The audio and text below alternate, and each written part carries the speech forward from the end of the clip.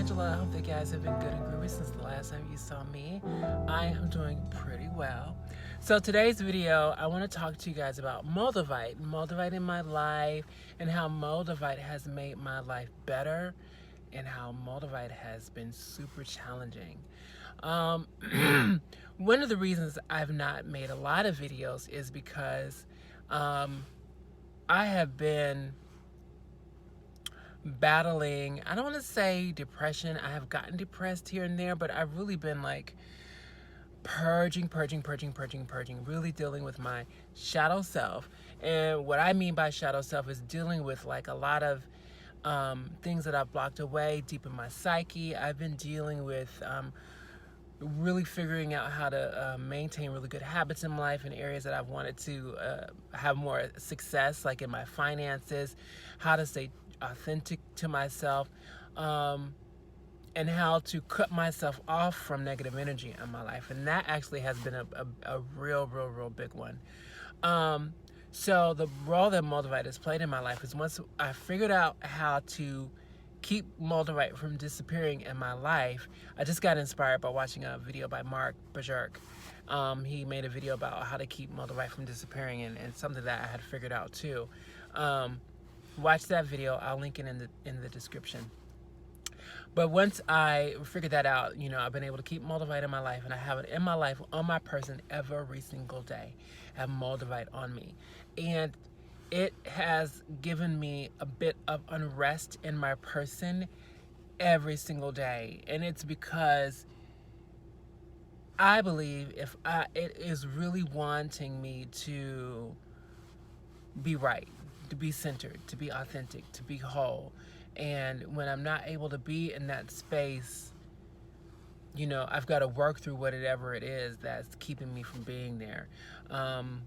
It's funny today that I made this video because I had a couple of little breakthroughs, you know, when it comes to finance, and I've really been struggling in my finances, and staying in an abundant mindset, and allowing prosperity to come to me. It's so funny.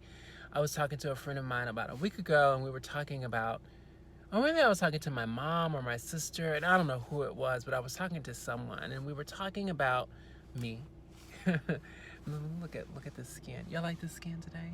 You know I get sidetracked. We were talking about me, and you know, where I've been in my life, and I made the recognition that, oh my gosh, I was talking to my sister. There was a time in my life where I was automatically living in abundance, and I was automatically living, you know, in prosperity, and opportunities were coming to me left and right. Prosperity was just my life. You know, I didn't want for anything. I didn't have a ton of money, but I never needed for anything, and I had a lot of, you know, I had a lot of money, I guess, but more than anything, I had a lot of abundance. My needs were always met.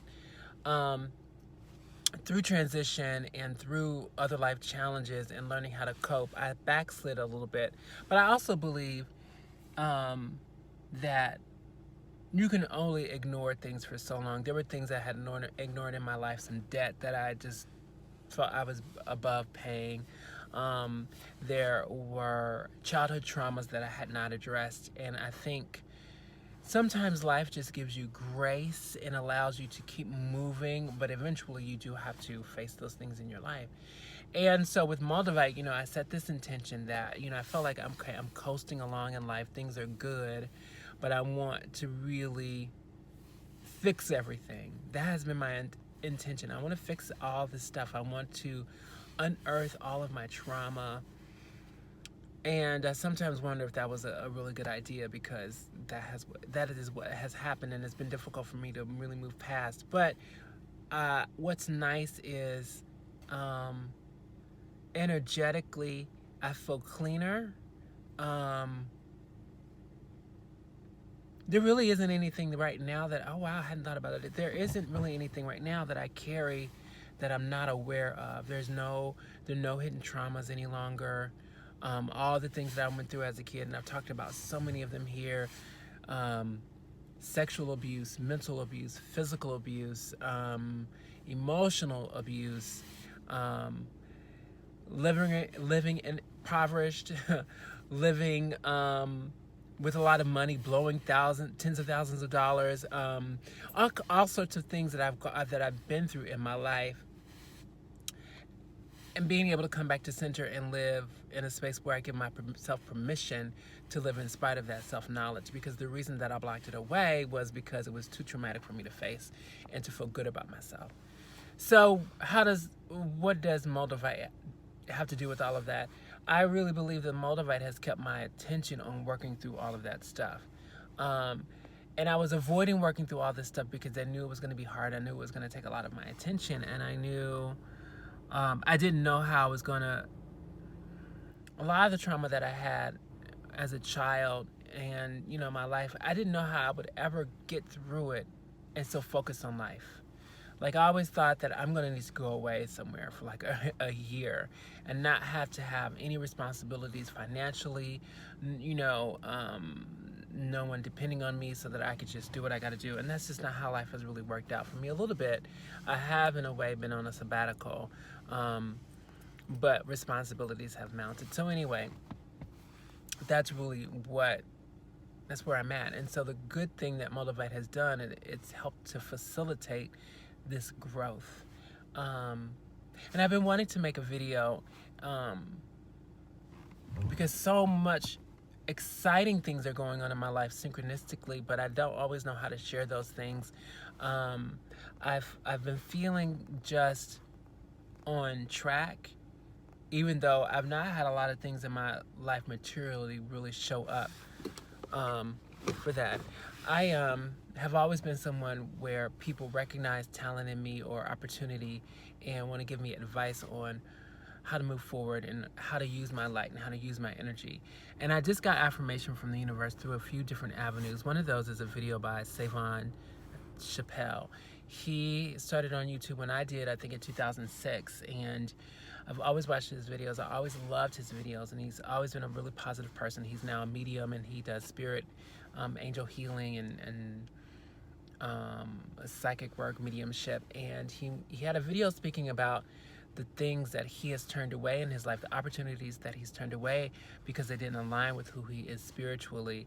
And it just really spoke to me about owning my power and trusting in myself. And then I've watched a few videos here in the last 24 hours that have also reinforced this idea of me following my first mind. And I got away from that over the years, being distracted with depression, being distracted with gender dysphoria, for those who are familiar with that, being distracted with the onslaught of the things in my life that I avoided finally catching up to me.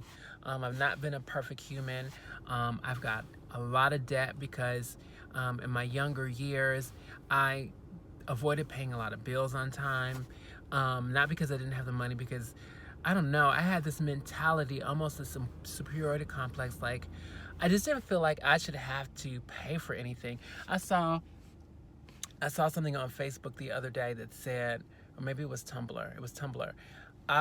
It said, I resent the fact that I have to have a job to pay and make money and earn money to legitimize my space here on the planet. And that resonated with me. And I had that mentality.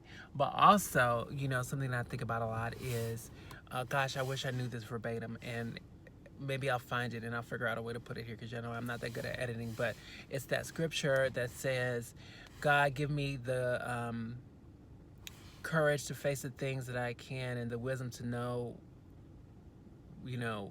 basically, because I don't know it verbatim, but it reminded me that basically, let me fix and change the things that I can, and let me have enough grace in my life to accept the things that I cannot change. And when it comes to the matrix that we all live in, we're here. There are these parameters that we live within, and if you don't like the system, change the system. If you don't feel that you can change the system, find a way to live in it as authentically as possible. And that's where I am. I've been finding a way to live in this world as authentically as possible and figuring out ways that I can affect change in whatever way I can. And that all starts at home. When I first started my transition, I don't want my channel to be a transition channel, but being transgendered is a huge part of my story. And, you know, back in the 90s, there was a very little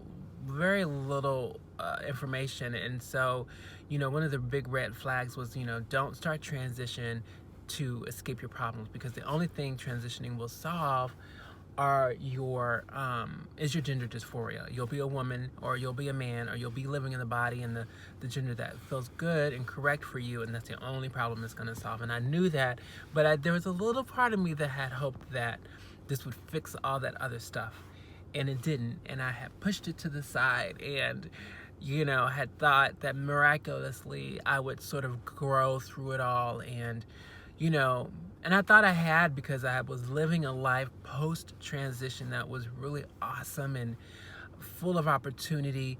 But these things I had avoided for so long slowly began to encroach upon my life and to crush in on me and demand attention. And not just material things, not just the fact that I owed bills before, you know, some student loan. I had let my student loan get into default. I had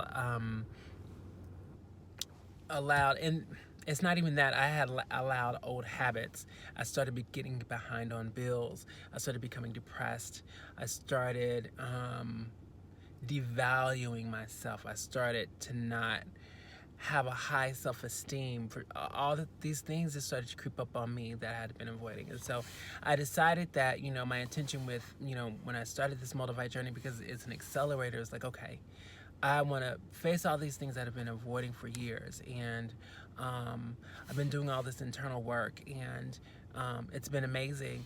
And that's really where I'm at. This last, gosh, 7 months has been so amazing. I'm constantly learning new things about myself daily. And it's a beautiful thing. So I guess the moral of this story is, you know, I've said before, the Moldavite journey is not for the weak, but I encourage you guys to stay with it. It's a great stone, but the challenge that it brings is the challenge of yourself. And it's funny because I have simply come back to me, but I was in a space of losing myself. So it's been really amazing, especially as someone who has tried therapy for different things in the past, and therapy has just never worked for me. It's been great that I've been able to do all of this self-healing.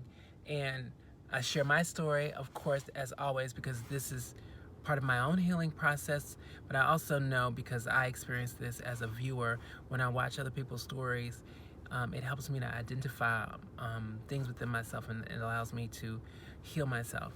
And so if there is anyone that, you know, identifies with my story, you know, I'm grateful, and I hope that you are able to facilitate the healing to yourself that I've been able to do for myself. Crystals are an amazing way to do healing. Either you're doing healing work on yourself, or you're doing healing work on your others. And let me go ahead and say, this is one of the things that I've learned. A big issue of mine over the past few years, really since 2012, since I had that that psychic awakening that I don't know if I've talked about. I don't know if you guys know this, but I think I talked about it, where I just started, you know, seeing spirits and talking to spirits, and I became a medium, and all this stuff was happening, and it became overwhelming. But ever since then, I've been trying to figure out, what does that mean? Should I go into mediumship? Should I start, you know, doing psychic work? Should I start doing aura healings? And I've talked about this every once in a while. I'm going to do this and I'm going to do that. And I've finally been able to come to a space where I recognize that my job is to use all those gifts to heal myself, and that it's not selfish for me to do that, but part of this, you know, YouTube situation is me sharing. And I know there's got to be people out there who are like that as well. Sometimes these gifts are given to us so we can facilitate for ourselves. Now, if in the future it's meant for me to, you know, do healing work in that capacity on a regular basis, then I will. But right now I recognize that I'm a light warrior, and it's important for me to harness this light and harness this vibration, and to raise my frequency as high as I can, and as high as I can stand it, while healing myself. And so, and to radiate love, and to be that beacon And I think too, I was that for so long for so many people that when I finally needed it, there was no one else for me. And I think that's one of the reasons I felt kind of depressed. I've always been the person for other folk to find their center, and I really didn't have that. So I needed to find it in myself, and so I've done that. And I'm excited about my right now. You know, I'm in a good healing place, and the healing continues to come. I'm really grateful to be on this planet. I'm really grateful to be on this journey. There's so many amazing things happening. And let me just say this, and maybe I'll make a whole video about this. Work really hard not to get distracted right now. There are so many opportunities for distraction. There are so many things going on in the world, and a lot of things are happening to keep you in fear and to keep you focused on the money, as Mark Bajerski just said in this video, and to keep you focused from being sovereign spiritually, sovereign in your abundance, and just sovereign in your body. You know, that is my goal: financial independence, but you know, abundance. Abundant sovereignty, spiritual sovereignty, and physical sovereignty. So as always, love and light. I love you guys, my light warrior, light worker friends. Mwah! Peace and blessings. Namaste.